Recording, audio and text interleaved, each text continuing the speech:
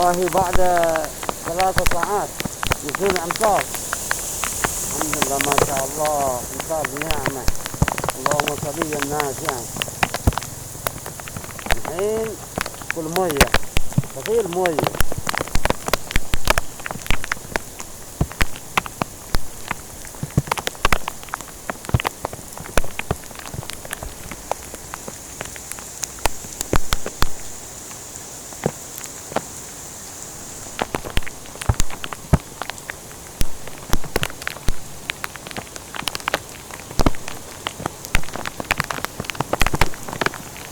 كل مية شوف شفتي.